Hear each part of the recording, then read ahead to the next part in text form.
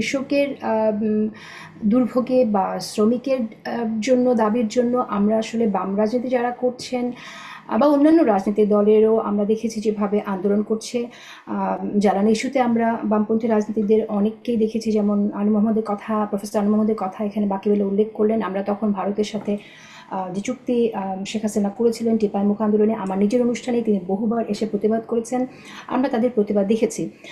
কিন্তু আপনাদের আপনারা তো আলিম সমাজ, আপনাদের কথার তো অনেক ভ্যালু থাকবে।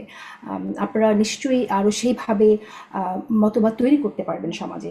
সেই জায়গা থেকে আমার প্রশ্ন যে আপনারা যেভাবে ধর্মীয় প্রশ্নের দাবিগুলো রাখেন, আপনারা কথা বলেন, ঠিক এইভাবে কৃষকের জন্য, এটা শ্রমিকের জন্য, যখন শ্রমিকের বেতন বাড়ানোর দাবি আসে বা শ্রমিক ছাঁটাইয়ের দাবি আসে, আপনাদেরকে ওইভাবে বলতে দেখি না কেন? আমাদের বাকি বিল্লা ভাই বলেছিলেন যে আসলে শাহবাগের চরিত্র কেবল শুধু ইসলাম বিদ্বেষ না, এটা তাদের একটা ক্ষুদ্র একটা অংশ। তাদের তাদের জাতীয় বড় ইস্যুতে তাদের বড় কন্ট্রিবিউশন রয়েছে, তাদের ওনাদের নেগেটিভ রয়েছে ওনাদের। এটা আমি অবশ্যই এটা আমি স্বীকার করি। বাকি এখন কথা হলো, এখানে আমাদের আলাপ চলতেছে শাহবাগ নিয়ে। এখানে আমরা পুরো বামপন্থা নিয়ে কিন্তু আমরা এখানে আলোচনা করি নাই।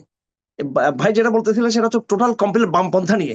আমরা আমরা বামপন্থী দলগুলো নিয়ে আমরা কিন্তু এখানে আলাপে বসি নাই। বামপন্থীদের মধ্যে অবশ্যই ভালো দিকগুলো রয়েছে, সেগুলো আমরা আরো 30 বছর আগে বলে আসছি। এমনকি কমিউনিজম আন্দোলনের সময় আমরা বলতাম যে পুঁজিবাদের তুলনায় কমিউনিজমের কিছু ভালো দিক রয়েছে। এমনকি ইসলামপন্থীদের একটা অংশ পুঁজিবাদের এগেনস্টে মিট করে নাই।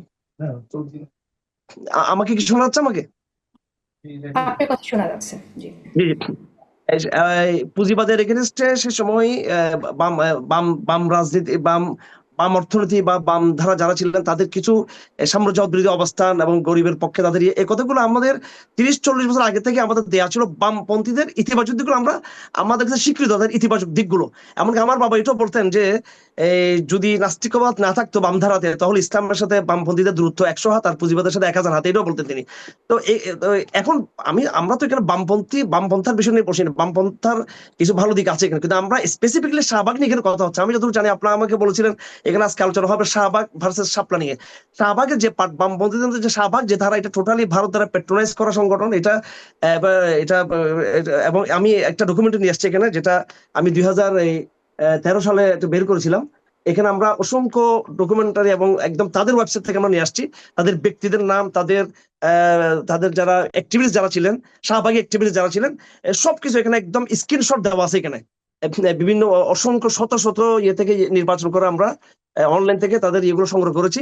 এটা অস্বীকার করার কোনো জো নেই, এটা অস্বীকার করার জো নেই। হ্যাঁ, ওই সময় যুদ্ধাপরাধের ইস্যুতে শুধু শাহবাগীরা যুক্ত ছিল না, এটাতে বাম ধারার অন্য ধারার লোকও যুক্ত ছিল। কিন্তু আমাদের আপত্তিটা এই শাহবাগ মুভমেন্টের ওই ইয়েদের সাথে যারা ইসলাম বিদ্বেষীরা যারা যুক্ত, এবং এটা ছোটখাটো কোনো ব্যক্তিরা না, এটা বিশাল একটা চ্যানেল, বিশাল একটা সিন্ডিকেট, এবং অনেক ব্যক্তি অনেক গোষ্ঠী এটার সাথে যুক্ত ছিল।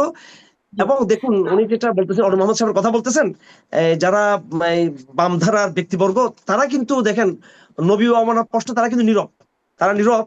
এবং যখন কয়েকদিন আগে একজন প্রফেসরকে নবী বিদ্বেষের মামলায় যখন তাকে একজন ব্যক্তিকে যখন গ্রেপ্তার করা হলো, বাংলাদেশে প্রায় শতাধিক প্রফেসর এবং সুশীল তারা তার পক্ষে বিবৃতি দিয়েছেন।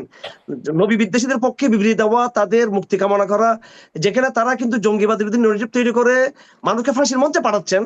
হ্যাঁ, ফাঁসির একটা নির্দেশ তৈরি করা হচ্ছে। ওনারা আবার নবী বিদ্বেষীদেরকে মুক্তি দাবি দিচ্ছেন। সুতরাং ওনারা এক মুখে যদি সাম্রাজ্যবাদের কথা বলেন, একদিকে যদি শ্রমিকদের কথা বলেন, আর একদিকে নবী প্রেমিকদের আবেগ যদি আঘাত দেন, নবী বিদ্বেষীদেরকে মুক্তির দাবি যদি তারা তুলেন, তাহলে এটা তো তাদের ডাবল স্ট্যান্ডার্ড। এটা আবার একটা কথা হলো, আলেমদের এই অধিকার নিয়ে আলেমরা কথা কেন বলেন না? নারীদের অধিকার নিয়ে, তারপরে শ্রমিকদের কথা নিয়ে দেখুন। একটা কথা, আলেমরা এই সমাজের কিন্তু, ওনারা কিন্তু মধ্যবিত্ত, নিম্ন মধ্যবিত্ত। আমাদের সাথে পুরো সম্পর্কটা শ্রমিকদের সাথে। বাংলাদেশে আলেমদের ম্যাক্সিমাম হলো মেজরিটি অফ দা ওলামা যারা প্রান্তিক এবং যারা গ্রামীণ সমাজে। আলেম সমাজ তো উঠে আসছে আপনার গ্রাম থেকে। ইসলামপন্থী দল, সংগঠন এবং মাদ্রাসাগুলো তো সবগুলো কৃষি নির্ভর। বরং ঢাকাতে যারা বসবাস করেন মধ্যবিত্ত যে এই সোসাইটি, সোশ্যাল সেকুলার সোসাইটি বা বামদার, ওনারা ঢাকাতে বসে ওনারা তাত্ত্বিক রাজনীতি করেন, কিছু মিছিল মিটিং করেন। দুঃখের বিষয় হলো এখানে স্বীকার করতে হবে আমাদের হাতের মিডিয়া নাই। প্রথম আলো আমাদের না, ডেইলি স্টার আমাদের না, অন্য মিডিয়াগুলো আমাদের না, বিবিসি আমাদের না, এটা বলতে হচ্ছে। এরা তো আলেমদের বেশি করে প্রমোট করেন। আপনি গ্রামগঞ্জে গিয়ে দেখুন, আমি নিজে এবছর শত শত মাহফিল করেছি। আমরা সারা বছরে হাজারের মতো মাহফিল আমরা করে থাকি, এক এক দিন 3টা 4টা 5টা করে। কাদের সাথে বসি আমরা? আমরা বসি শ্রমিকদের সাথে বসি। আমাদের মাহফিলের 80% 70% আমরা কৃষকদের সাথে বসি, শ্রমিকদের সাথে আমরা আমরা বসি। এই যে আমি মক্কা থেকে আসলাম, মক্কা থেকে কারা বাঙালি? শ্রমিকরাই, কিন্তু শ্রমিকরা বাঙালি। আমরা এদেরকে উৎসাহ দিয়েছি, ওদের সাথে আমরা সময় দিয়েছি, ওদেরকে আমরা ওদের সমস্যার কথাগুলো আমরা শুনেছি এবং ওদের পক্ষে থাকার ইয়ে করেছি। বাকি হ্যাঁ, এটার জন্য সংঘবদ্ধ ওইভাবে ঢাকার রাজপথে ঢাকার মধ্যবিত্তের এই এনভায়রনমেন্টটা হয়তো আমাদের ওই ওই এক্সপ্রেশনটা হয়তো নাই মধ্যবিত্তের জায়গায়, কিন্তু বাস্তবতার জায়গায় আমরা কিন্তু কমপ্লিটলি আমরা শ্রমিক সমাজ এবং কৃষক সমাজের সাথে আমরা ওতপ্রোত রক্তে মাংসে আমরা এনভায়রনমেন্টগত পরিবেশগত আমরা আমরা জড়িত।